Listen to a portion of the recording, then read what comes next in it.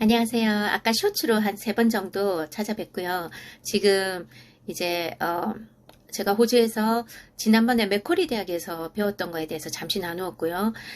그리고 지금은 이제 제가 전반적으로 호주에서 공부하면서 느꼈던 거, 한국 교육 시스템이랑 좀 달랐던 거, 이런 거에 대해서 좀 나누고 싶어서 다시 켰습니다.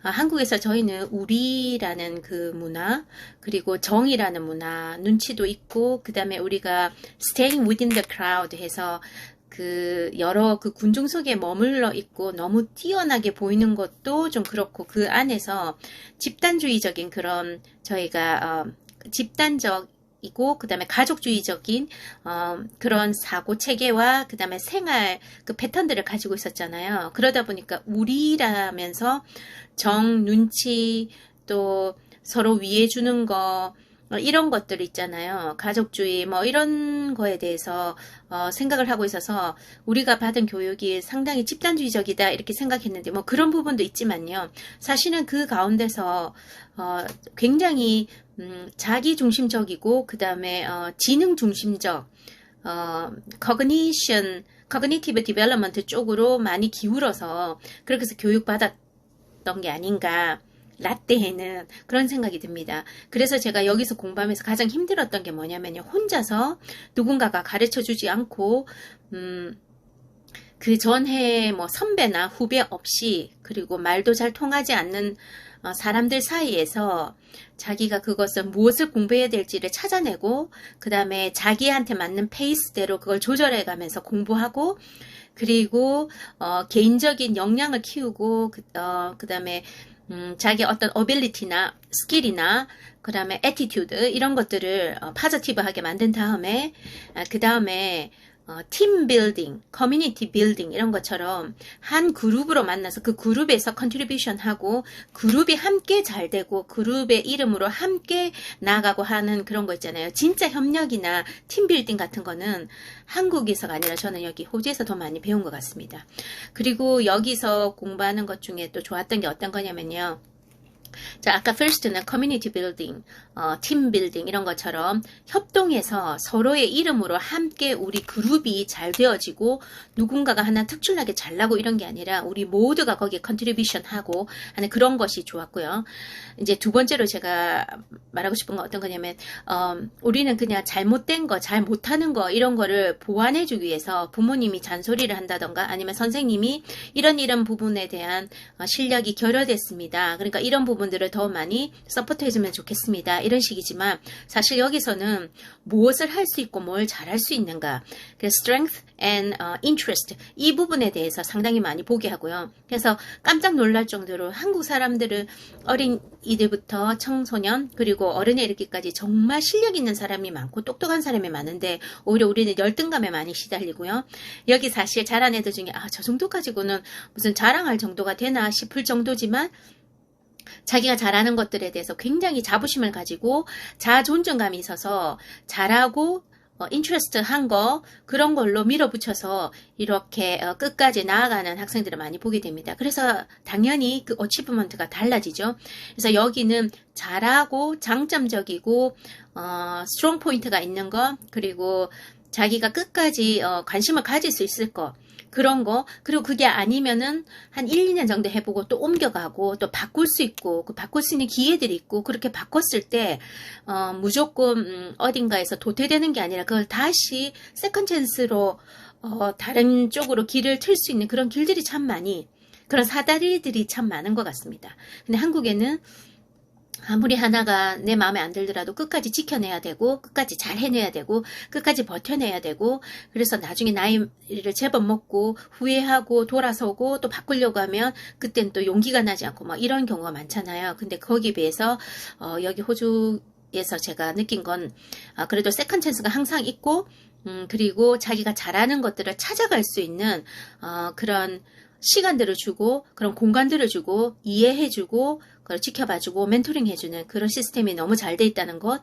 그리고 혹시 거기서 잘못됐다 할지라도 다른 길로 돌아갈 수 있는 그런 여러 가지 세컨 옵션 같은 것들이 얼마든지 있다는 것, 그게 한국하고 참 많이 다른 것 같습니다.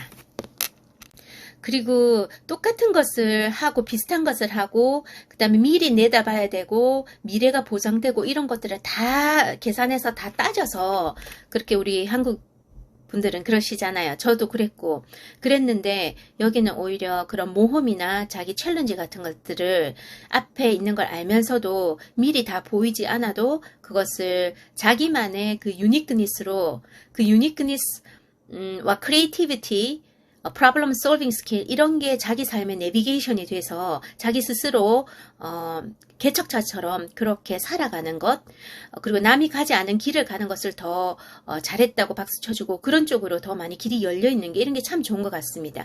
그게 바로 대학교 때부터 아니면 하이스쿨 때부터 아니면 초등학교 프라이머리 스쿨 아니면 제가 가르쳤던 킨더가튼 그 아래 또 프리스쿨 차일드 케어 이런 데서부터 우리가 어떻게 보면 애들이 조금 다르게 교육받고 그 다음에 또 배울 수 있는 공간과 시간과 그 에너지를 허락해 준 것에서 온 것이 아닌가. 그래서 자율성도 있고 가이던스도 있고 그리고 거기서 자기가 크리에이티비티한 것을 크리에이티브하게 무언가를 만들 수 있고 찾아갈 수 있고 또 생각해 볼 수 있는 이런 게 저한테는 참 고통이었거든요. 왜냐면 제가 그렇게 교육받고 이렇게 자란 세대가 아니기 때문에 너무너무 힘들었어요. 진짜 뇌를 어떻게 두들겨, 이렇게 콩콩콩 두들겨서 어떻게 트레이닝 시킬 수 있는 것도 아니고, 그러니까 정말 처음에는 새로운 생각들을 해내고 그런 관점들을 새롭게 한 것에 대한 자기만의 뭔가를 만들어낸다는 것이 너무너무 고통스럽거든요. 비슷하게는 만들어낼 수 있지만 정말 다른 거 생각 하나를 바꾸면 거기서 나타나는 프로덕트가 달라질 수 있으니까요. 이게 정말 저한테는 고통이었지만 많은 시간 트레이닝을 통해서 그래서 나만의 바운더리, 나만의 터리토리, 나만의 어떤 스페이스, 나만의 어떤 크리에이티브한 그 어치브먼트를 제가 이제는 만들어낼 수 있는 것 같습니다. 그게 어떻게 보면 어릴 때부터 교육할 때 자율성을 주고 또 이런 것도 있는 것 같아요.